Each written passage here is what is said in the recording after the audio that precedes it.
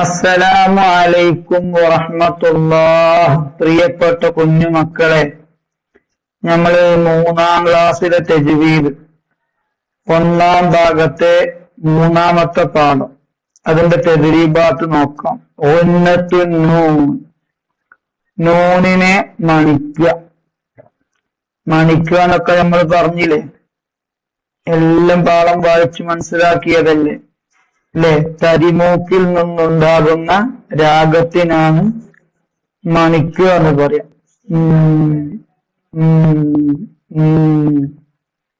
നമുക്ക് നോക്കാട്ടോ. ഇതിലാദ്യം തന്നെ കൊടുത്തിരിക്കുന്ന തദ്രീബാത്തില്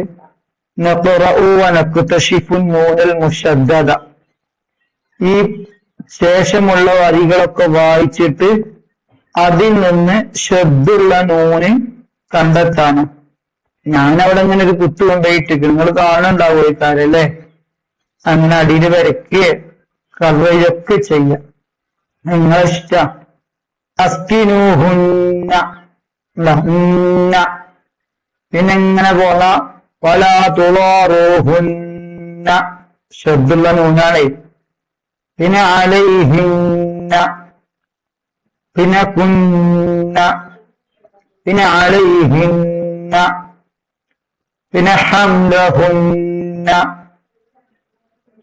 ഫആതൂഹുന്ന ഉജൂറഹുന്ന.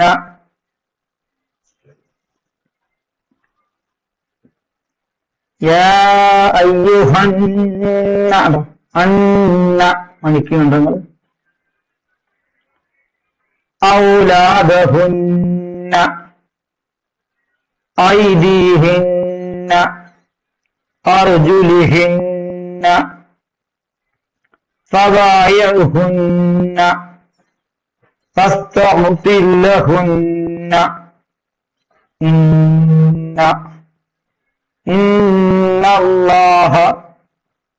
ഉണ്ടോ? ഇത്രയും സ്ഥലങ്ങളിലാണ് ശബ്ദുള്ള നൂനുള്ളത്. അതൊക്കെ മണിച്ചോദണം കേട്ടോ. ഖുർആനിൽ എവിടെ ശബ്ദുള്ള നൂനും മീമും കണ്ടോ അവിടെ ഒന്ന് മണിക്കണം, അത് നിർബന്ധമാണ്. ഈ ഉത്തരം കണ്ടെത്തുക. നക്തശിഫുൽ ഇജാബ, ഉത്തരം കണ്ടെത്തുക.